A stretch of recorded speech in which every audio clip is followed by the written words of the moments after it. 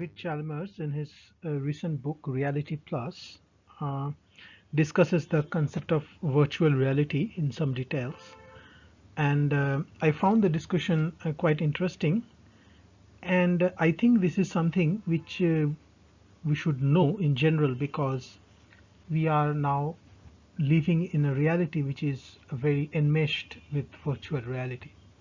So So what is the nature of that virtual reality? Should we consider it as something unreal, virtual objects as illusory or hallucinatory kind of objects, or how should we consider it? Or should we consider them at par with real things? So he gives a philosophical take on this, and uh, we might just look on to what David Chalmers has to say. Now, he starts with, like what is the nature of virtual reality. So he says that the word actually, the etymological origin is from the Latin word virtus, and but in modern usage, if we focus on the modern usage, it kind of means as if, like something which is like the original but not quite the original. So in the modern usage, he says it comes from theater, and it originates in theater, where it is used in this kind of a sense that it is something as if reality, but it is not quite real. Though in like contemporary usage, that is in recent usage, it has, nowadays the word virtual has taken the meaning which is more about, that it is computer based, right? It is not so much, it has become a little bit more neutral word. It is not like it is an illusion or it is reality. Rather, virtual has come to mean something which is digital or computer based. So, and this is the kind of usage which actually Chalmers himself prefers. Uh, so he says that a virtual reality, so for something to be virtual reality, it has to have like these three characteristics. It has to be immersive, it has to be interactive, and it has to be computer generated. So by immersive, he means, it has to be perceptually immersive. Right now, perceptually immersive in the true sense of the term would mean that immersive, like audio visually, also in terms of smell, in terms of taste, in terms of touch, everything. But we surely don't have that kind of a system right now. Right now, what we mean by immersion is basically an audiovisual kind of immersion we are talking about, right? Perhaps a time will come when we will have like a full dive kind of a VR, or like a full VR, where we have complete perceptual immersion. So now the other criteria is it has to be interactive, right? So there should be a two-way interaction such that the environment, the virtual reality environment, what we are seeing and hearing and everything, affects the user, and the user can also affect the environment.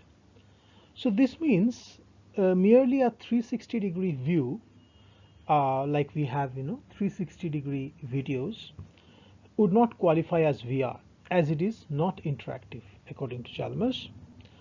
And as we have said, it has to be computer generated.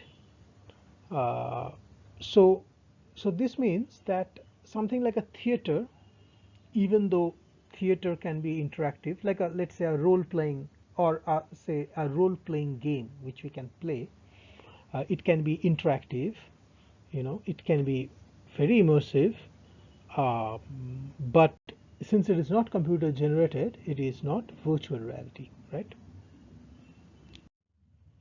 Okay. uh, so VR is an immersive interactive environment which is now uh, like expanding into a metaverse, and uh, which is a place. This is not just a place for gaming. Sometimes we think that virtual reality is about gaming, but that's not just what it is. It can be a place for spending time, it can be a place for social interaction, for work. It's a new environment, a new landscape where people spend part of their lives, or they can, or in coming days, most people will be spending. Uh, so because of this, because of the way it is, becoming more and more integral to our way of living, we can raise certain questions that are virtual objects events real, right? So now Chalmers talks here like quotes from Suzanne Langer, who writes in the book Feeling and Form, um, while discussing aesthetic objects. She says that she first introduces the word virtual object, which Chalmers is going to use to describe the kind of things which we see in a virtual reality environment. So this virtual object, this term was used in philosophy of art, or referring to art objects. And now Susan Langer considers these objects as mere appearances, as illusory objects. Now Chalmers does not want this usage, to carry forward to the virtual reality environment, so that we don't see that virtual objects are some kind of a illusory appearances only, right? So Chalmers means that these are the kind of objects, these virtual objects, that the subject encounters in a virtual world. It could be like an avatar, it could be like say a virtual car, you know, or or a virtual, a lock or something. There could be virtual events, there could be like a virtual battle, there could be a virtual concert. Uh, so normally we think that these are not real, these are fictional, right? So Chalmers reminds us that this is not fictional, right? Of course, in virtual reality, you could have a fictional scenario, right? You could say play a game, let's say a Lord of the Rings game, and that is fictional. But that is also, you could also play a role playing Lord of the Rings game, in a non-virtual environment, in our ordinary environment as well. So that is also fiction. What so virtual reality, it's wrong to say that it is not real because it is fictional, because virtual reality need not be fictional. As we say, people could actually spend time, together, and could work in a virtual reality setting. So, so Chalmers, in contrast, holds that virtual reality objects are actually real objects, right? They are not ordinary physical objects, but they are real objects. In what sense? This is what we are going to discuss. So, the question is, are virtual objects real? Or, Chalmers holds a kind of view which can be called virtual realism. So to understand why he is holding virtual realism, we have to understand like three categories here. One is virtual objects, digital objects, and bits.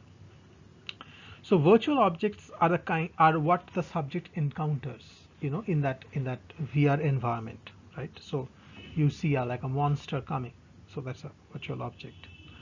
So digital objects are the like the encoded data structure, right? So it encodes the various properties of the avatar, like the size, shape, clothing, etc., right? Or the powers, different powers, etc. So the data structure in turn is a structure of bits, you know, or it corresponds to a structure of bits. So to understand what a virtual object is, we can see the parallel between a virtual object in an actual object in the world. Let's say there is a statue, in our ordinary world. So the statue is, let's say the statue is made up of marble, right? But the statue, so it's a marble statue, but the statue is not just marble, right? So there is it is not fully reducible to the atoms of the marble, because there is some human cultural interpretation which is going on. Otherwise, it would not be considered a statue of, say, X or whatever Y. So, despite that, there is a physical basis to that statue, right? So, similarly, a virtual object, uh, the basis of that virtual object, it is pinned to, we could say, those data structure, you know. So it is like, digital objects correspond to bits, just like, physical objects correspond to atoms. We could think in some parallel kind of sense. So Chalmers considers that virtual objects are real. So one of the argument he gives is the simulation argument. Now we cannot go into this very much here, because this is part of his bigger project where he is trying to give an argument that uh, those things which we perceive in our ordinary perception, or the world in which we exist, our real world, can be a simulation, right? So he gives a simulation argument, uh, and so so basically we can, for our purpose here, we can understand that if suppose our actual world is also a simulated world, then if, and by simulated world he means a digitally simulated world, right? So uh, so the universe, if the universe is a simulation in which all the objects we perceive are digital objects, in that case Chalmers thinks that it is also possible that this can extend to virtual worlds. But the other argument which he gives, that is not, we don't have to um, uh, accept the simulation argument, in the sense that we don't have to accept that the world in which we live is a simulation. Suppose we are not a believer of the simulation argument, then how can we subscribe to virtual realism? So we could be a virtual realist without even accepting that we are living in a simulated world to begin with, right? And this is where he gives what he calls causal argument. So he says that experientially it is obvious to the subject that the virtual objects interact, affect with each other. So there is a virtual bat, the subject hits the bat in the virtual environment, and the ball moves. It moves in a certain direction. It follows certain rules. Generally those rules are based upon physical rules of motion, but it could be different also. So also there is a appropriate causal dependency between the virtual object and the digital object, very much like how in our ordinary experience uh, of objects, like in our ordinary experience there is a causal path between the object and the experience of it. Suppose there is a ball, and the light rays reflected from the ball enters the retina. From there it goes to our brain, and we experience something. Similarly, when we experience a virtual bat, it is causally linked from the data structure to the screen of the VR headset, retina, brain, etc. Right? So how the virtual bat looks is not an illusion or accident, but based upon causal powers of the data structure in question.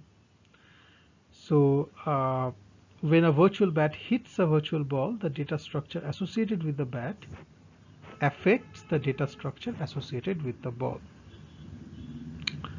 So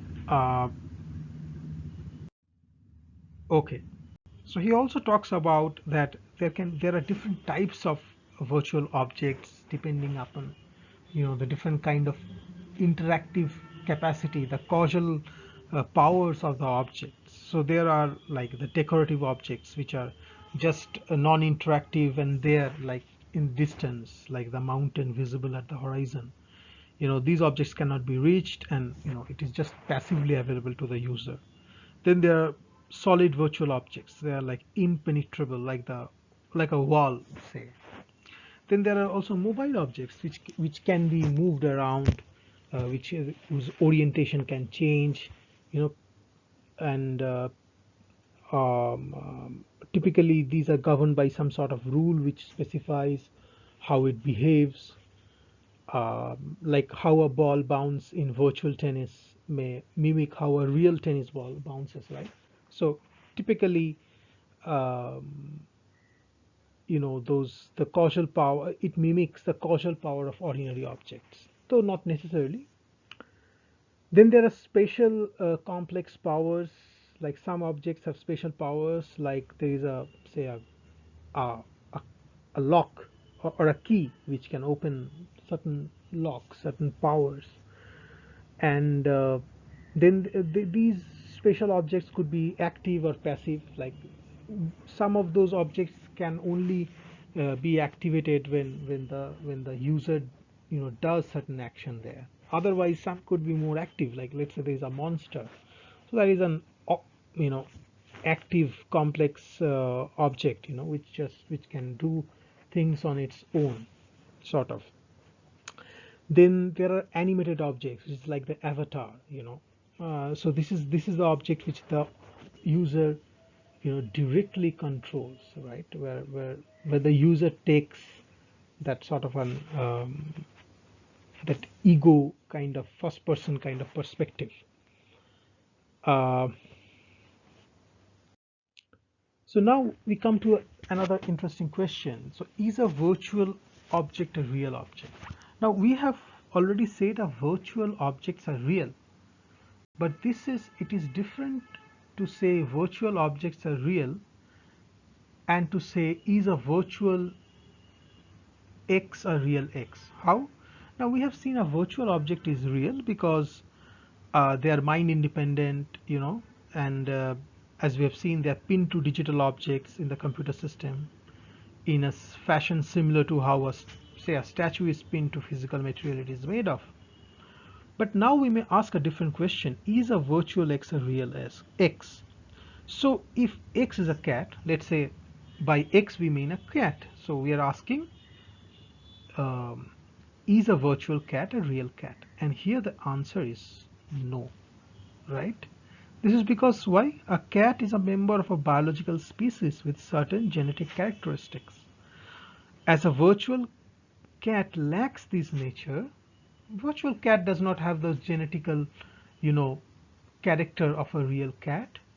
So even though it is a real object, it is not a cat. It is not a real cat.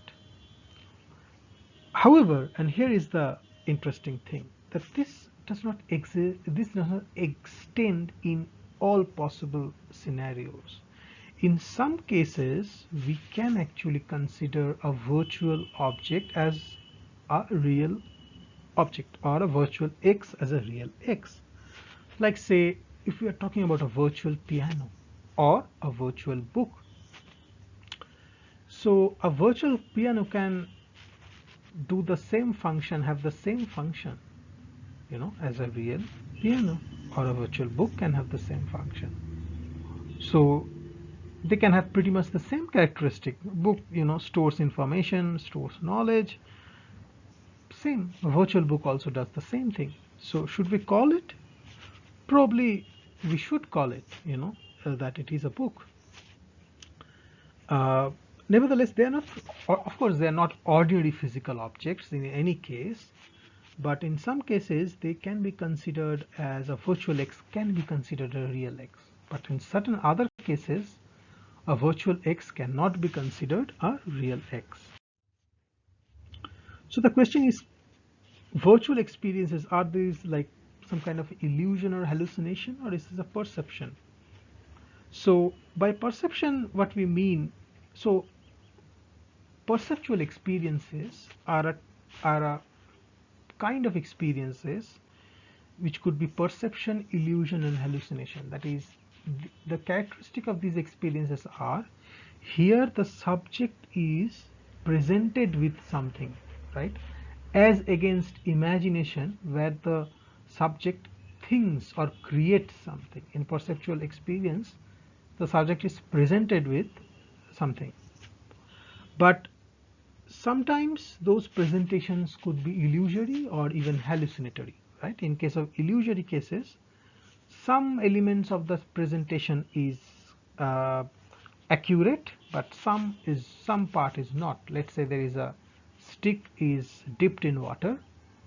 You can see a stick, but the stick, even though the stick is, let's say, straight, it looks bent, so it is illusory. Other cases could be hallucinatory, like in a dream, or probably could be influence of some kind of drug or something, where there is nothing, but it looks that something is there. So how should we see VR experiences? Now, first and foremost, they are not hallucination, because as we know, underneath the virtual object, or behind the virtual object, there is the digital object, or there is the structure of the bits at the end, so, and that is real, that is really there. So they're not hallucination, they are something, a product of the causal power of that structure of bits. So are they illusion? Now this is a more difficult question, because in some cases they could be illusory. Like, suppose, just imagine a scenario where somebody is sleeping, and and he is, or he or she is still wearing a virtual reality headset, and he wakes up and he sees, things in a virtual reality environment, and he takes that to be real thing, right? Rather than taking it to be uh, a virtual cat, he takes it to be a real cat. So in that case, it is a case of a illusion, right? But typically speaking, it is not a case of illusion, because normally we can distinguish between the two environments. So we can take an example which is more interesting than just a normal VR set kind of example. We can take an example from augmented reality. Like augmented reality, as we know, that these are, kind of, this is kind of a system where some part of what we are seeing is actually really there, and some part is virtually present. Like, suppose there is a virtual piano is placed in a real environment, like a park. Like, suppose there is a beautiful park, and a particular uh, you know service provider is providing the access to a virtual piano at a certain place in that park, right? So the piano is, of course, physically not in the park, right? But it is virtually in the park. An object is physically in a space if it has physical matter that occupies that space. An object is virtually in a space if it functions as if it occupies that space, right? This is how Chalmers defines it. So though it may be possible that some people mistake the virtual piano as a physical piano, an expert user need not do so, right? A virtual piano is present, albeit virtually, in the real park. There is no illusion involved when the subject sees it as a virtual piano in an actual park, right? So, so basically, what we've tried to learn, that there may be different layers in our conception of reality, and in what it means to be a real object. Just because VR objects don't occupy space in the physical world does not mean they are hallucinatory object. At the same time, it is also true that VR objects often do not have the same function and characteristic as real objects. VR objects are of different types in terms of their causal powers and functions. As we start getting more and more enmeshed in a world where virtual and actual work together seamlessly, we will get more accustomed to different senses and layers of reality. So that's it for today. I hope I could, explain to you clearly. So thank you for listening, and let me know for if there are any suggestions, or and any questions. Thank you.